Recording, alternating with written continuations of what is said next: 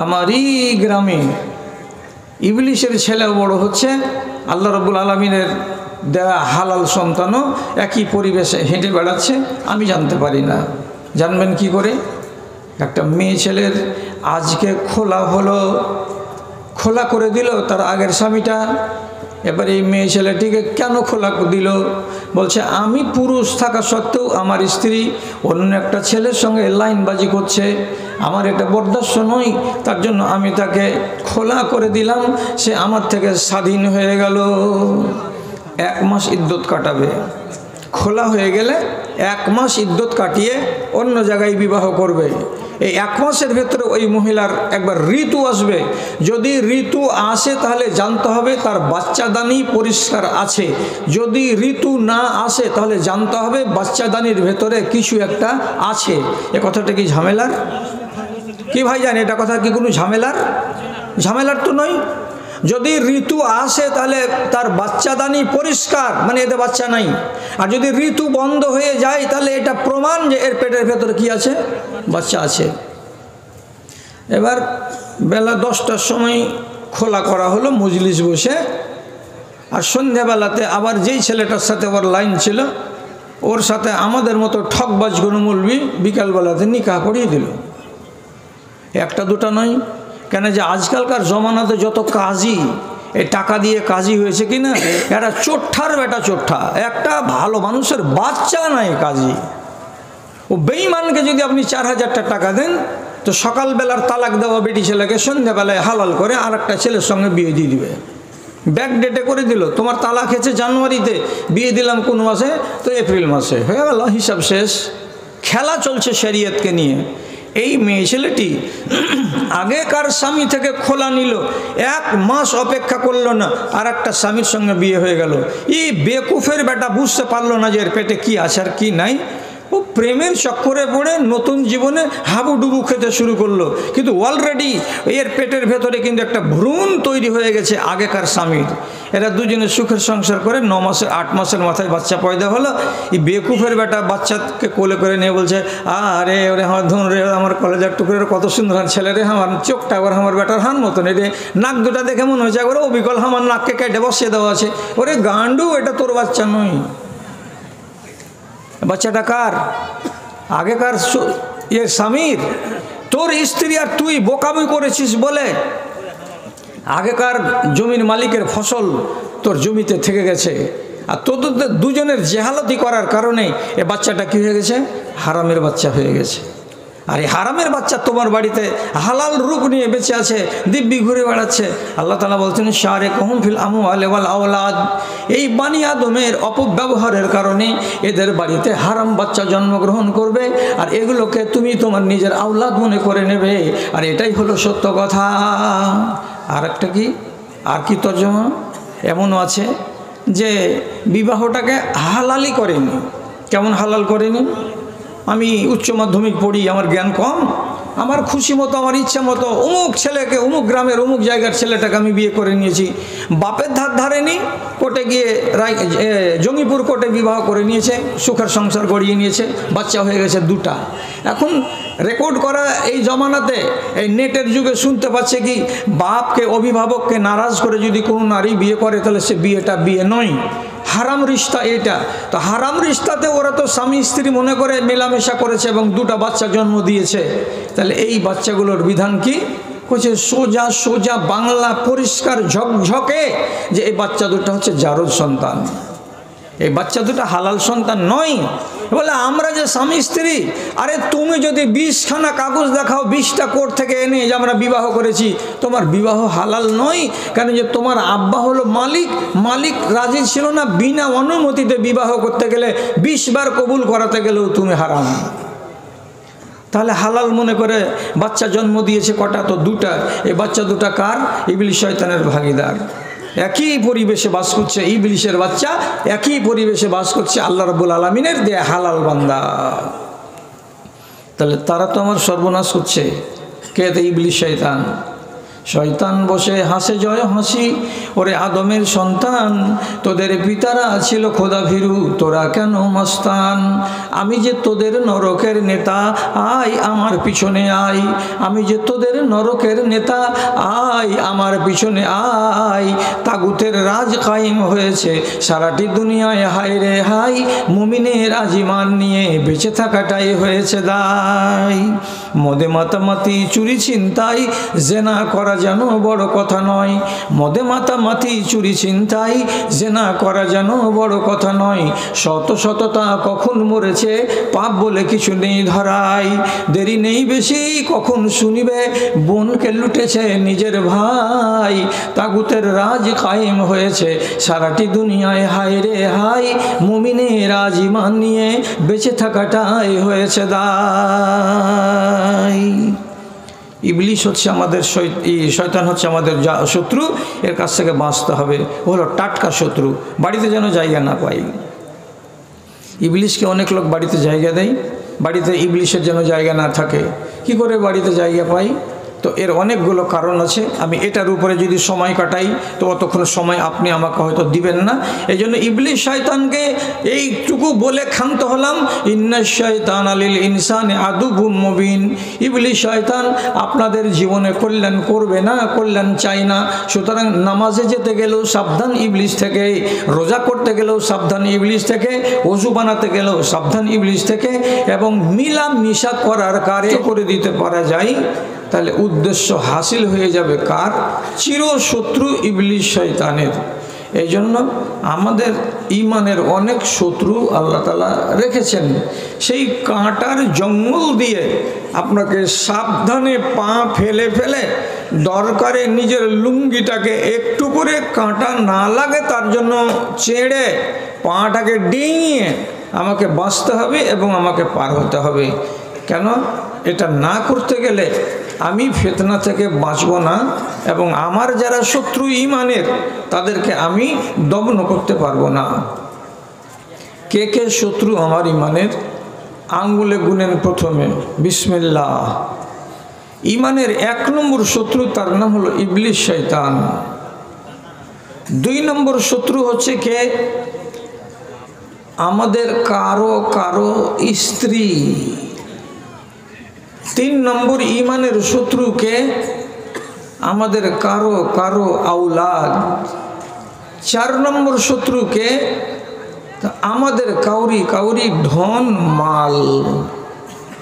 মনে থাকবে, ইবলিশ শয়তান, স্ত্রী, আওলাদ, ধন এবং মাল, এরা হচ্ছে আমাদের ঈমানের শত্রু। এদের হাতে ঈমান বিপন্ন হয়ে যেতে পারে, আর এদের কোনো একজনের কারণে আমি ঈমান থেকে নিঃস্ব হয়ে, আল্লাহ না করে যে আমাকে কবরে যেতে হয়। হয়েছে ইতিহাসে, মানবের ইতিহাসে এগুলো ঘটেছে, যার কারণে আল্লাহ তাআলা এগুলোকে এক এক করে আলোচনা করে রেখেছেন। প্রথম কথা বলি, ইবলিশের আমাদের উপরে এত ঝাল কিসের? তো ঝালটা কিসের এটা কি আপনি বুঝেন না? কোনটা দাদা আমার আপনি জানেন না? ঝালের ইতিহাস। ইতিহাস বলে সময় নষ্ট না করে খালি একটাই কথা বলি, তোর কারণে আমাকে সুখের জান্নাত থেকে বিতাড়িত করা হয়েছে, এটাই না কথা? তোর কারণেই আমি জান্নাত থেকে বিতাড়িত হয়েছি, তুই না হলে তো হতো না। তো কে ওটা? তা আমাদের বাপ আদম সিজদা করেনি, আল্লাহ তাআলার নাফরমানি করলো, তো আল্লাহ তাআলা বললেন ফখরুজ ইন্নাকা রাজিম, তুই এখান থেকে বেরিয়ে যা, তোকে আমি অভিশপ্ত করে দিলাম, তোকে আমি ঝাঁটাখোর করে দিলাম। ঝাঁটা খেয়ে লাঞ্ছিত হয়ে ওখান থেকে বেরিয়ে গেল। আর বেরিয়ে গেল তো গেল, এর ভুল হলো এটা, আর আমাদের বাপ আর মার ভুল হলো ফল খাওয়া। তখন রব্বুল আলামিন একই ডেটে একই তারিখে 7ম আসমানের উপর থেকে এই 3 জনকে ধরাধামে নাজিল করে দিলেন, পাঠিয়ে দিলেন, যা এখানে রাখবো না তোদেরকে। কোরআনে আল্লাহ তাআলা স্পষ্ট করেছেন, ওয়াকুলনা হাবিতু মিনহা জামিয়া, সবটি নিচে যা, তোরা দুজনও ভালো কাজ করিসনি, আর তুই তো ভালো আমার অমান্য করেছিস আদেশকে, অপরাধী 3 জন, নিচে যাও, রাখবো না এখানে। আসলো যদি, তো আবার ওই শত্রুকে সাথে করেই হযরত আদমকে দুনিয়াতে আসতে হলো। সেদিন রব্বুল আলামিনকে আরজি জানিয়ে বলছে, লাগবিয়ান্নাহুম বিমা আগওয়াইতানি, আমি কিন্তু আপনাকে বলে দিচ্ছি আল্লাহ, কয়েকটা শর্ত আপনার কাছে আমার রইল। তাড়িয়ে যখন দিলেন এখান থেকে, তা আমার মরণ যেন এই 200-250 বছরে না হয়। কিয়ামত যতদিন না হবে ততদিন আমাকে আয়ু দিতে হবে। ইবলিশ মরে না, জিনেদের অন্যান্যগুলো মরে, কিন্তু জিনেদের ভিতরে ইবলিশ যেই বংশের, সেই ইবলিশ বংশের কোনো জিন মরে না, কিয়ামত পর্যন্ত এরা মরবে না। আর একটা দোয়া আল্লাহ তাআলার কাছে মঞ্জুর করে নিয়েছে, আর দ্বিতীয় দোয়া বলেছে কি, যে আল্লাহ, আমি তোমার এই বান্দাদের আগে পিছে ডানে বামে যেদিক দিয়ে পারবো, যেমন করে পারবো, আমি তাদেরকে পথভ্রষ্ট করে নিজের সাথী বানিয়ে জাহান্নামে নিয়ে যাব। তোমার গায়ের বিষ মিটবে। তোরাই আর তোদের বাপেরাই আমাকে জান্নাত থেকে বাহির করেছে, আল্লাহর ইজ্জতের আসন থেকে তাড়িয়েছে, তোরাকে নিয়েই জাহান্নামে যাব। তাহলে শত্রুতা আজকের নয়, বহুদিনের শত্রুতা। এবং রব্বুল আলামিন এটা কথা কোরআনে আলোচনা করার পরে পরে তার ঢং, তার রকম, এগুলোকেও আলোচনা করেছেন। যেমন এ দুশ্মন কি করে, আল্লাহ তাআলা এক জায়গাতে বলছেন, ওয়াজিলুহুম বিখাইলিকা ওয়া রাজলিকা ওয়া শারিকুহুম ফিল আমওয়ালি ওয়াল আওলাদ। ইবলিশ, তোমাকে পাওয়ার দিলাম, তুমি যদি পারো, যেগুলো আমার মুমিন বান্দা, এদের যদি আমার উপরে কঠিন বিশ্বাস না থাকে, তাহলে পরে তাদেরকে তুমি তাদের ধনে এবং তাদের আওলাদে শরীক হয়ে যাও। তার মানে আমার মুমিন বান্দাদের নিজস্ব কিছু মাল থাকবে এবং তাদের মালের সাথে সাথে তোমারও মাল কিছু থাকবে। তার মানে তার মালে তুমি ভাগ বসাও। 1 2 নম্বরে আল্লাহ বলছেন, আমার মুমিন বান্দাদের কিছু আওলাদ থাকবে, বেটা বেটি থাকবে। এদের এই বেটা বেটিগুলো ওদের জন্ম দেওয়া আওলাদ, হালাল আওলাদ। সেই হালাল আওলাদের মধ্যে তুমি তোমার 2-4টা করে আওলাদ ভাগ বসিয়ে নাও, যাতে ওখানে মুমিন বান্দাদেরও আওলাদ থাকে এবং তোমার মতো ইবলিশ শয়তানেরও আওলাদ বাস করে। এটা হলো আমার বান্দা, আর ওটা হবে তোমার বান্দা। একই বাড়িতে দুজনের মাল থাকবে, এটা কেমন কথা? একই গ্রামে 2 জনেরই বান্দা থাকবে, আল্লাহর একগুলো বান্দা আর একগুলো ইবলিশের বান্দা, এটা কি রকম করে সম্ভব? তো সম্ভব কেমন করে? তো আমি তো বুড়া মানুষ, আমার কথাগুলো হলো পুঁটি মাছের বংশী খাওয়ার মতো, পিটির পিটির পিটির পিটির পিটির পিটির করে। মানে আমি অত তেজ বলতে পারবো না, আর যেহেতু আমি 65 বছরের ডবল অপারেশনের মানুষ। যা বলছি কথার ভেতরে যদি কিছু পাওয়ার থাকে তো নেন, আর না থাকলে তো আপনার দরজা বড় করে খোলা আছে। এখানে কি করে এটা কথা আল্লাহ রাব্বুল আলামিন আমাদেরকে বললেন, এটা আপনাকে বুঝতে হবে। বুঝতে হবে কি করে? আপনি মাল উঠিয়েছেন বাড়িতে, ভুট্টা, আস্তে আস্তে দেখতে পেলাম গোটা দেশ আপনাদের ভুট্টাতে ছেয়ে আছে। তো মাল তুলে নিয়েছেন বাড়ির ভিতরে, 100 কুইন্টাল ভুট্টা হয়ে গেল। আর তবে 100 কুইন্টাল ভুট্টা হলে আল্লাহর শরীয়ত কি বলে? প্রতি 20 মন ভুট্টাতে 1 মন ভুট্টা হচ্ছে আল্লাহর। কে মানে না। 1 মন ভুট্টা প্রতি 20 মনে, তাহলে 100 মন যদি ভুট্টা হয় তো আল্লাহর ভুট্টা কতটি? 5 মন। আপনি ফের বলবেন যে আল্লাহ ফের কোথা থেকে এতটি ভাগ পেল? যে আল্লাহ বলছেন আমার জমিন, তো তুমি আমাকে ভাগ দেবে না? আপনি ফের আবার বলবেন আল্লাহর আবার জমিন কি বারের দিন হলো? পর্চাটা আল্লাহ তাআলাকে দেখতে বলেন তো কার নামে আছে জমিটা? তো পর্চা যদি আল্লাহকে দেখতে বলি, যে পর্চাতে কার নাম আছে, আল্লাহর নাম আছে না আমার নাম আছে? আপনাকে বলছি, যে পর্চাটাতে আজ আপনার নাম আছে, এই 60 সালের রেকর্ডে আপনার নাম ছিল না? আপনার বাবার নাম ছিল, আপনার বাপের নাম ছিল। আপনি পরবর্তী রেকর্ডে কাটিয়ে নিজের নামে করে নিলেন। আপনার বাপ যখন বেঁচে ছিল তখন ও বলতো এটা আমার জমি, আমার চিত হয়ে গেছে, এবার আমার কি হয়ে গেছে? তোমার হয়ে গেছে। আপনার বাপের যখন নাম ছিল তার আগে এই জমিটা কার ছিল? রেকর্ড খুলে দেখেন গা, তো লেখা আছে শ্রী গণেশ উপাধ্যায়। 150 বছর আগে কোন একজন গায়ের মুসলিম উপাধ্যায় ছিল, সে বিক্রি করে দিয়েছে। তাহলে ওর মালিক ছিল 150 বছর আগে কে? গণেশবাবু। চলে গেছে ও এখান থেকে। মালিক বদলে যাচ্ছে, তার মানে জমিন আপনার নয়। আর যদি আপনারই জমিন হলো, তো গত বছর যখন গঙ্গাতে বেশি পানি এলো, তো শমশেরগঞ্জ থানা তো আপনার জেলার, আমার জেলার কি? শমশেরগঞ্জ থানার যখন গ্রামগুলো দুম দুম করে কেটে কেটে পড়ছিল ফারাক্কাতে, ফারাক্কার পাশে নদীতে, গঙ্গাতে, তো বয়স্ক মেয়ে ছেলেগুলো এমনি করে বুক বাজাচ্ছে, হায় আমার বাড়িখানা ডুবে গেল, পড়ে গেল, ধসে গেল, হায় কী করলাম, আল্লাহ কী করলাম। তো তোমার যদি জমি হবে তো ধসে পড়বে কেন? আল্লাহ তাআলার জমিনটা রব্বুল আলামিন কোরআন মাজিদে স্পষ্ট করে দিয়েছেন, ইন্নাল আরজা লিল্লাহি ইয়ারসুহা মান ইয়াশাউ মিন ইবাদি। জমিন হলো আমার, আমি ক্ষণিকের জন্য মালিক বানাই আমার ওই সমস্ত বান্দাদেরকে যাকে আমি ভালোবাসি, যাকে আমি চাই। কিছুদিনের জন্য মালিক বানিয়েছি, তার মানে তুমি চিরতরের মালিক নও। এ কথা মগজে রাখতে হবে যে জমিনটার আসল মালিককে তো আল্লাহ। তাহলে আল্লাহ বলছেন আমার জমিতে আমাকে ভাগ দেবে না? কতটি নেবেন আল্লাহ আপনি? যে 20 মণে 1 মণ। কত সোজা আধিদার আল্লাহ তাআলা, দেখেন তো। আর এই দুনিয়ার আধিদার ও কি বলবে? যদি 20 মণ হয়ে থাকে তো ও বলবে মালিক, জমির মালিক, তুমি পাবা 6 মণ আর আমি পাবো বাদবাকিটি, কেন যে আমি খরচ করেছি, আমি খাদ দিয়েছি, পানি দিয়েছি, আমি রাজি।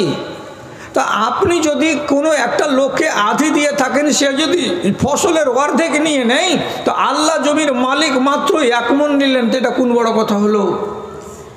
কজন লোক দেয়? সোজা সাপটা কথা বলছি। ভুট্টা বিক্রি করে দেন বলে ভালো করে বোঝা যাচ্ছে না। আর এটা যদি সরিষা হয় আর এটা যদি গম হয়, আপনারা মাঠ থেকে বিক্রি করেন না, সবটিকে বাড়িয়ে এনে গোলাতে ভরেন। একই গোলাতে আপনার মাল ঢুকে আছে, আর যেই মালের ওসর বের হয়নি ওই অপবিত্র মাল আপনার গোলাতে সেও ঢুকে আছে। তো একই গোলাতে যদি 60 কুইন্টাল সরিষা থাকে, তো 4 কুইন্টাল আছে ইবলিশ শয়তানের, আর বাদবাকি মালটি আছে আপনার। যদি তর্জমা বুঝতে না পেরে থাকেন, তাহলে এই মাদ্রাসার ভালো আলেমকে গিয়ে বলবেন শারিক হুম ফিল আমওয়াল, তুমি ওদের মালে শরিক হয়ে যাও, ভাগ বসিয়ে নাও। তর্জমাটা কী হবে মৌলানা? ওই মালদার মৌলানার কথা বুঝতে পারিনি, আপনাকে বুঝিয়ে দেবে। তাহলে এইটা কাজ যদি হয়ে যায়, তাহলে আমার বাড়িতে শয়তানকে কে জায়গা দিয়েছে? আমি তো দিয়েছি। এটা যেন না হয়, কেন যে আমার জাত শত্রু আমাকে শেষ করে দেবে, আমার ইমানকে বরবাদ করে দেবে। আবার আল্লাহ তাআলা বলছেন, এই মুসলমানদের আওলাদে তুমি শরিক হয়ে যাও। আওলাদে কেমন করে শরিক হব? আল্লাহ রাব্বুল আলামিন কথাটা বলে রেখে দিয়েছেন, ব্যাখ্যা করেন নাই। উলামায়ে দ্বীন বলছে 2 রকম করে আওলাদে শরিক হওয়া যায়। কি?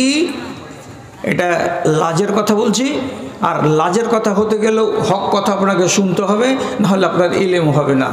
এবং নবীজি বলেছেন, যারা হায়া শরম বেশি করবে, লজ্জা করবে, সে কোনো দিন ইলম শিখতে পারবে না।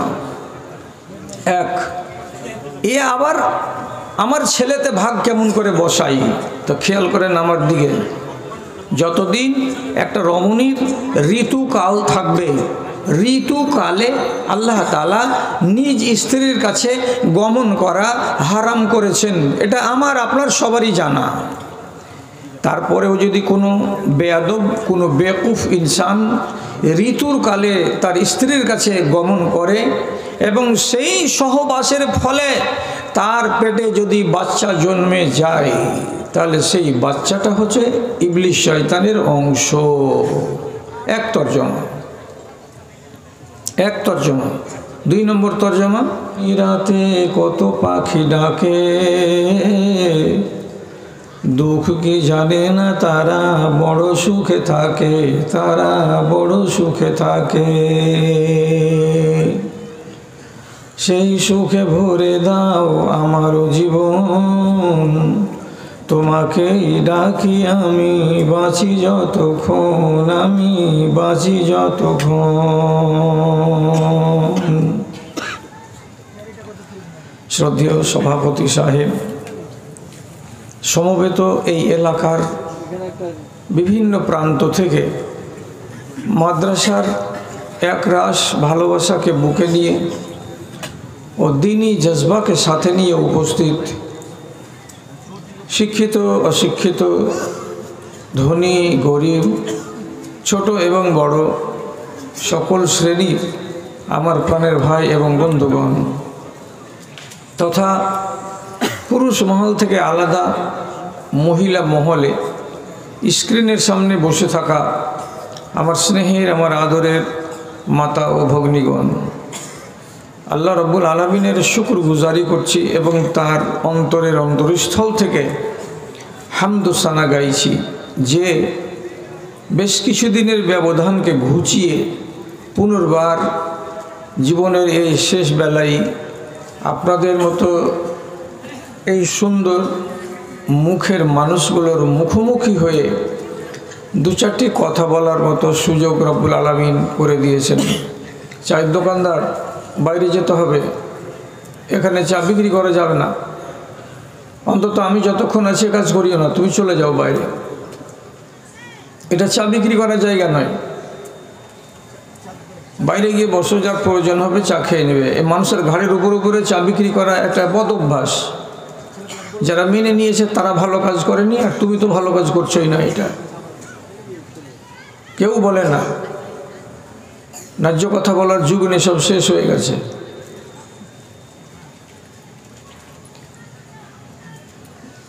তারপরে তার আখিরি রাসূল রাহমাতুল আলামিন, বিপ্লবী জননেতা জানাবে মুহাম্মাদুর রাসূলুল্লাহ সাল্লাল্লাহু আলাইহি ওয়াসাল্লামের উপর শত সহস্র দরুদ ও সালাম বর্ষিত হোক। আল্লাহুম্মা সাল্লি আলাইহি, আল্লাহুম্মা বারিক আলাইহি। আমার প্রাণের ভাইরা, আপনারা এত ভাগ্যবান, বিশেষ করে আজকের এই দিনটিতে, যা আল্লাহ এবং তার রাসূলের উক্তি থেকে নিশ্চিতভাবে প্রমাণিত। কেন বললাম কথাটা? যখন আপনি বাড়ি থেকে বেরিয়েছিলেন তখনই বলেছিলেন যে জালসা শুনতে যাব। জালসা শোনা খারাপ কথা নয়, খারাপ কাজ নয়, এটা দিনের কাজ। এবং নবীজি বলেছেন, মানি গর্রাত কদমাহু ফি সাবিলিল্লাহি হারামাল্লাহু আলাইহিন নার। কোনো মানুষ যদি আল্লাহর পথে বেরোয় এবং আল্লাহর পথে বেরিয়ে সে যদি তার পায়ে ধুলো বালি লাগায়, তো তাহলে সেই ধুলো বালি লাগানো পা দুখানার উপরে আল্লাহর জাহান্নাম আগুন হারাম হয়ে যায়। এটা তো অত্যন্ত সুখের কথা। এসেছেন ধুলো লাগিয়ে, বাড়ি যাবেন তো আবার ধুলো লাগবে। 2 নম্বর কথা, আল্লাহ তাআলা সূরা জুমারের ভেতরে বলছেন, ওয়াল্লাযীনা ইয়াসতামিউনাল কাওলা ফায়াত্তাবিউনা আহসানাহু উলাইকা হাদাহুমুল্লাহ ওয়া উলাইকা হুম উলুল আলবাব। কিছু লোক কোন এক জায়গায় বসে কিছু কথা শোনে, সেই কথাগুলোকে 10টা 20টা 30টা 40টা শোনার পর এর ভেতর থেকে যেটা তাকে ভালো লাগে 20টা কথা 25টা কথা সে মেনে নেয়, গ্রহণ করে নেয় এবং তার জীবনের সূচিতে সেগুলো অন্তর্ভুক্ত হয়ে যায়। তো এই লোকগুলোকে আল্লাহ তাআলা বলছেন এরা হিদায়াতপ্রাপ্ত লোক এবং এরা অত্যন্ত চালাক। কেন? আমার বিধানকে মেনে যারা জীবন গত করে তাদেরকে আমি আল্লাহ তাআলা বলেছি উলাইকা হুমুল ফায়েজুন, এরা কামিয়াব। তাহলে আপনি যদি মাগরিবের পর থেকে নিয়ে অথবা রাত 8টার পর থেকে নিয়ে অদ্যাবধি বিভিন্ন ওলামায়ে দ্বীনের মুখ থেকে 100টা কথা শুনে থাকেন, 60খানা কথা শুনে থাকেন, তার ভেতর থেকে যদি আপনি 20খানা কথাকেও মেনে নিয়ে থাকতে পারেন, তাহলে তো আপনি এই কোরআনের আয়াত মূলে আপনি তো হিদায়াতপ্রাপ্ত মানুষ। এটা এক আমার জন্য আনন্দের বিষয়। 3 নম্বর কথা, আল্লাহ তাআলা মুমিনদের পরিচয় দিচ্ছেন। মুমিন কারা? তো কারা মুমিন এই কথার পরিচয়ে আপনি বাংলা কোরআন যদি নাও বা থাকে, যদি কমসে কম প্লেন কোরআন থাকে, তো কোরআন মাজিদটাকে যখন আপনি খুলবেন প্রথম পাতাটা ডান দিকে পাবেন সূরা ফাতিহা আর বাম দিকে পাবেন সূরা বাকারার 1ম নম্বর পাতা। সেই 1ম নম্বর পাতায় 3 নম্বর আয়াতে আল্লাহ রাব্বুল আলামিন বলছেন মুমিন কাদেরকে বলা হয়? তো শেষখানে কি লিখছেন? ওয়ামিম্মা রাযাকনাহুম ইউনফিকুন, আমি যে টাকা পয়সা ধন সম্পদ দিয়েছি তার মধ্যে থেকে একটা অংশ আমার ভালোবাসায় উৎসর্গ করে দেয় যারা, তারা হলো মুমিনিন।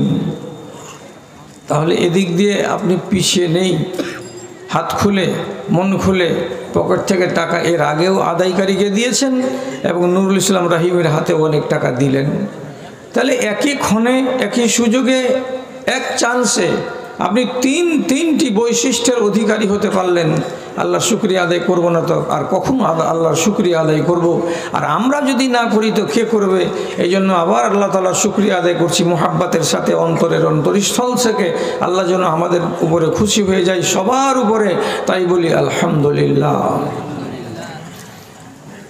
তারপরে তার আখেরে রসুল রহমাতুল্লিল আলমিন জনাবে মুহাম্মদুর রাসূলুল্লাহ সাল্লাল্লাহু আলাইহি সাল্লামের উপর শত কোটি শান্তির ধারা বর্ষিত হোক। আল্লাহুম্মা সাল্লি আলাইহি আল্লাহুম্মা বারিক আলাইহি। বিরাদারান ইসলাম, আপনাদের সামনে কোরআন মাজিদের একটি আয়াত পড়েছি সূরা তাগাবুন থেকে, আর একটি আয়াত পড়েছি সূরা কাহাফ থেকে। এই দুটো আয়াতকে সামনে রেখে আমার আইডিয়া, আমার একটা ধারণা, সে ধারণাটাকে পুঁজি করে বলছি, ঘন্টা থেকে সোয়া ঘন্টা অন্তত আপনাকে হয়তো আমি পাবো। যদি বেশি পাই তাহলে তাতে আপত্তি কিছু নেই। তো ভয়ে ভয়ে বলছি, যেহেতু রাত অনেক হয়েছে, তো এই ঘন্টা সোয়া ঘন্টা সময়ের ভেতরে আপনাকে জরুরি কিছু কথা বলবো ইনশাআল্লাহ। আরম্ভ করি। সুখের সাথে যদি দুঃখ না থাকে, সুখের মজা পাওয়া যায় না। আর চিরদিন যদি একটা মানুষ দুঃখী থাকে, ওর জীবনে কখনো সুখ না আসে, তো তাহলে পরে সে নিজের জীবনটার টেস্ট পায় না। এই জন্য আল্লাহ তাআলা আমাদের জীবনে মানুষ হিসেবে তৈরি করার পর সুখ এবং দুঃখ দুটোই লিপিবদ্ধ করে দিয়েছেন। একবার কখনো সুখ আসতে পারে, একবার কখনো দুঃখ আসতে পারে। তারপর আমাকে আল্লাহ তাআলা দুনিয়াতে পাঠিয়েছেন, সবচাইতে বড় যেটা কথা, যে আমাকে কিছু ভালো চরিত্র দিয়ে পাঠিয়েছেন এবং আমাকে কিছু বদ চরিত্র দিয়ে পাঠিয়েছেন। খেয়াল করবেন কথার দিকে। ভালো চরিত্র আল্লাহ তাআলা দিয়েছেন এবং মন্দ চরিত্র দিয়েছেন সব সময়। আবার তাগিদ দিয়েছেন আল্লাহ তাআলা, ভালো চরিত্র দিয়ে মন্দ চরিত্রগুলোকে দাবিয়ে রাখতে হবে, মন্দ চরিত্রগুলো যেন মাথাচাড়া দিয়ে সব সময় না থাকে।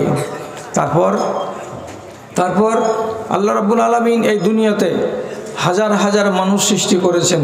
করার পরে তিনি বলে দিয়েছেন, একগুলো মানুষকে আমি তৈরি করেছি জাহান্নামের আগুনের জন্য, আর একগুলো মানুষকে আমি তৈরি করেছি আমার স্বর্গের অধিবাসী বানানোর জন্য।